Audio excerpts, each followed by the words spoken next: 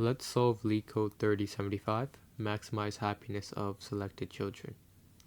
We are given an array happiness, and we are given a positive integer k. Just essentially for this problem, we want to choose the happiest child with the most happiness, and we want to decrement every other child on every iteration. So if we can look at this example case 1, on iteration 0, and we'll be iterating up to k, but on iteration 0, we'll choose the happiest child, which is 3, and every other child gets decremented. So 1 and 2 get decremented, so this becomes 0 and 1. On the next turn, we will choose the happiest child again, and that will be the child with happiness 1. Now we've hit k equals 2, and so the sum would be 3 plus 1, which is 4. Typically for these questions that involve positive integer k or select k or top k, we want to use a priority queue. So I will go over two solutions. One is a little more optimal, one is a little less optimal, and I'll start with the less optimal one, but it's a little more simple to implement. The idea is the following. We're going to create a max heap, and we're going to store all of the values in this happiness array. At the end, after we have all those values, we're going to have a for loop going from 0 up to k, and we're going to take the top value of the heap, subtracted by whatever iteration we're on, and just add it to a sum. And that's simulating the decrement process. So let's run that through. I'm going to create a priority queue, and of course this will be a max heap.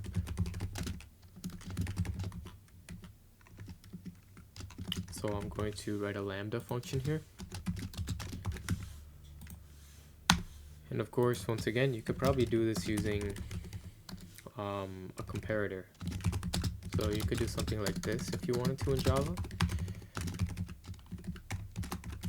Comparator.reverse order. Now we're going to go through this happiness array, and we're going to add every element into the priority queue.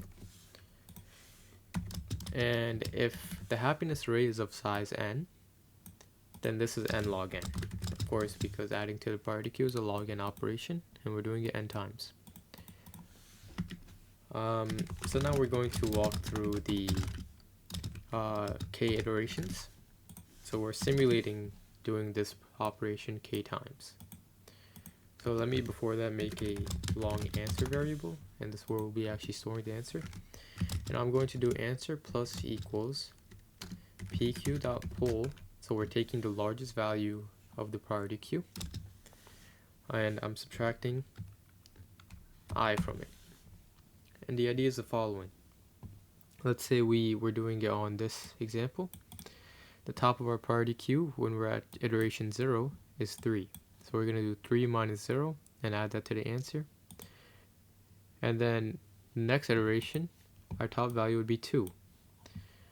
Then we do pq.pull, get 2 minus I, which would be 1, and that would be 3 plus 1, and that's 4. And then we'd hit our k, which would be 2 in this case, and we'd return that at the end. So let's actually run this. And before I do that, I'm going to just typecast this into a long variable, just because this is accepting a long answer. So, and you can see it works.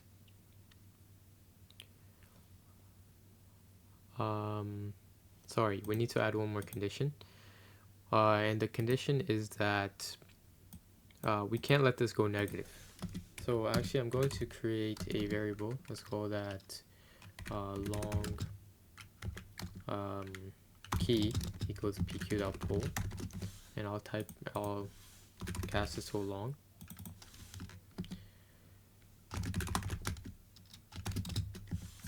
And I'll subtract I here. And if key ever becomes a negative, So let's say key is less than or equal to 0. I'll just continue because I don't want negative values. And I'll just put key here. Now it should be good.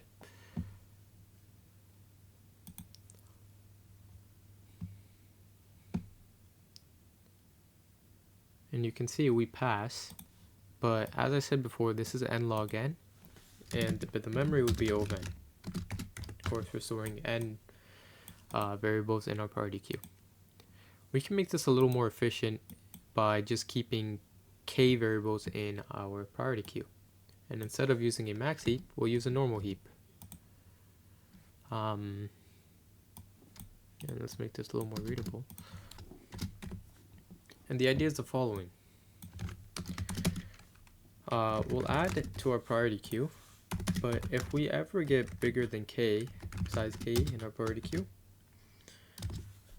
we will take off the smallest value. And the operation here changes a little bit. We'll start at k minus 1, and we'll go all the way up to 0. Because our last value in our priority queue, because this is a min heap, will actually be our biggest value. So we're doing this in the reverse, actually. And this should be minus minus. And if we run this, this will also work. But instead of keeping n values in our priority queue, we will actually be keeping k values in our priority queue. So this is O of n log k.